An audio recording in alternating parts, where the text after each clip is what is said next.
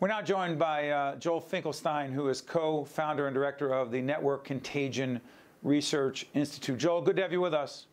Thanks, Steve. It's good to be here. Tell everyone what the Institute is and why it matters so much. Well, the Network Contagion Research Institute uses machine learning and big data approaches, almost like a telescope, to try and resolve emerging threats to democracy that are coming out of social media and festering as kind of, extremist and disinformation threats, within our democracy, both in the virtual and real worlds. And so our goal is to really cast a floodlight of transparency on that and contextualize these trends that are so important for our democracy, for lawmakers, for the media, for public institutions, and just as a kind of the people's intelligence agency, as it were. So as we put up on the lower third our series, Democracy at a Crossroads, I'm going to ask you about January 6th and what the data that you and your colleagues found that made January 6th not that shocking at all. Yeah, well, I have to say, I think many in the field, and we're included there, could tell that January the 6th could well be the next Charlottesville or worse. That was an assessment shared by many people in the field. Now, I think that how this happened it's really important for people to understand how an event like January the 6th unfolded. You had for almost several years in advance, you had black box algorithms from groups like Twitter. Back in June, we notified Twitter that this group QAnon was growing on their platform, speaking to executive leadership there, using our big data approaches to resolve the coded language and the conspiracies that were growing on the network, doubling within the month we'd studied it. And we said in that report, listen, this is turning into a revolutionary threat. They have an apocalyptic myth that's taking aim directly at law enforcement officials and lawmakers. They're arguing they're going to put those lawmakers in jail or harm them or worse. And they have an all-at-once go signal. Right? This is going to happen. This is likely something that's in the cards. So back in June, this is something we were warning the leadership of Twitter about, reporting to the Department of Homeland Security on, speaking to the Congress about.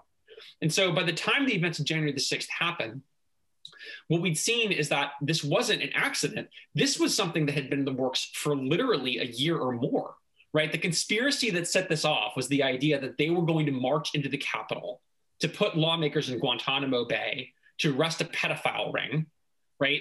All of this had been put in the cards, months and months in advance. And they had practiced, coded communication with the president to create a kind of... For example, coded communication with the president. What does that mean? You mean then President Trump? Yeah. So at that point, what we had back in June and far afterwards was that the White House Twitter feed was creating a coded, rapid, interactive network-to-network communication with these conspiracy groups, where they would put forward populist conspiracies. Just beneath the surface of those populist conspiracies were dark and sinister implications. And the president would pick some of these populist code words, and all of these nasty conspiracies would come along for the ride. So it's like a super spreader event where the White House Twitter feed would pick out a code word that QAnon networks would generate. And then the selection of the code word created a kind of huge celebration amongst the QAnon networks, within the media. So this is a way of creating a coded language, an internal wink and a nod, literally, between the president. I'm sorry for interrupting, but social media played a role in this. You're saying then President Trump played a role. The leaders of this organization, QAnon, played a role. What about us in the so-called mainstream media? Well, I mean, I think that this is a huge issue, that the information ecosystem is very favorable to disinformation because it's sensational. I mean, Twitter was making a lot of money off of QAnon. They were monetizing this in a way that allowed them to pull in more advertising. Well, what responsibility, excuse me for interrupting them, what responsibility does Twitter have, or other social media platforms that are, quote, making money off of not just hateful disinformation, but more importantly, dangerous misinformation? Well, I think you're, going back to your original question, Steve, you said, what can we learn from January the 6th? Yep. Well, Twitter isn't alone in monetizing apocalyptic militia cults. Facebook did the same thing with the Boogaloo. It's fair to say that these platforms, it's not that extremist threats organize on them, it's that they organize extremist threats to our democracy. They're allowed to do that and decide who stays on and who stays off, until those threats emerge on the doorstep of our nation's capital and murder people. Then they decide who to censor. If they're the ones making the decisions about which threats to monetize, if they're the ones making the decisions about which threats to censor, then at the end of the day, what we've learned from January the 6th is that the platforms won that revolution. They're becoming sovereign. They're becoming ungovernable. And these black box algorithms are essentially, outgassing this kind of extremism and disinformation into our democracy. But Joel, it's such a scary, negative, dark picture you create. My only question is, what can and should be done to not fix, we don't fix, but deal and confront this situation as best we can? So we're calling for new modes of transparency. The approaches that the NCRI and others use can create a floodlight of transparency on these threats long before they emerge. And these threats, they're targeting law enforcement officials. They're targeting lawmakers. They're targeting the people who implement our democracy, right? So those people have a right to know they're being threatened. And in terms of the protections we're offering these platforms, we should be asking ourselves, if we're protecting the platforms, how are they deserving that protection in protecting us, right? We need to make this a negotiation. We need to break the black boxes that are hiding our ability to have transparency on the threats that are affecting everybody. And no single person should have the right to monetize those threats on our behalf.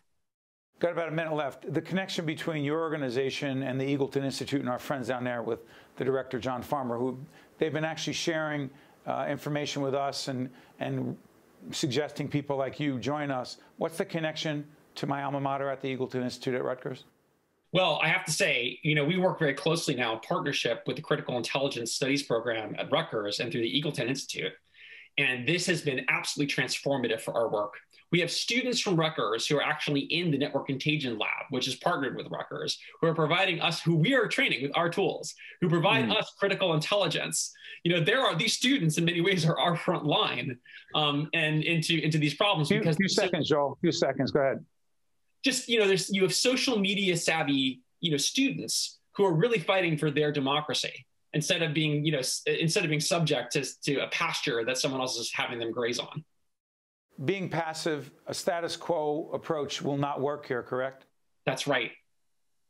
The last point, Steve, that the rudest myth that has occurred because of our relationship with these platforms is human obsolescence. They want us to believe we're obsolete. That is the cruelest lie, and it's never been more false. We've never been needed more than now. That's the problem. I've said this for years, and my staff sometimes laughs when I say democracy is not a spectator sport. There's never been more true than given the conversation we just had with Joel Finkelstein. Joel, thank you so much for joining us. Thank you, Steve. Pleasure. I'm Steve Adubato. Thank you so much. And remember that it is not a spectator sport. We're talking democracy. See you next time. One-on-One with Steve Adubato has been a production of the Caucus Educational Corporation.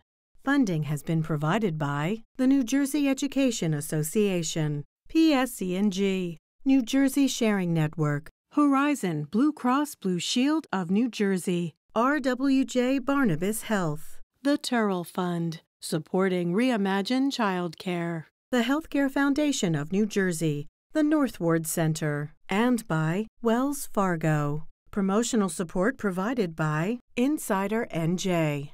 And by AM 970 The Answer. Hi, I'm Joe Roth. In New Jersey, there are nearly 4,000 residents in need of a life-saving organ transplant, and one person dies every 3 days waiting for this gift of life. One organ and tissue donor can save 8 lives and enhance the lives of over 75 people. You have the power to make a difference and give hope. For information or to become an organ and tissue donor, visit www.njsharingnetwork.org. And be sure to talk with your family and friends about this life-saving decision.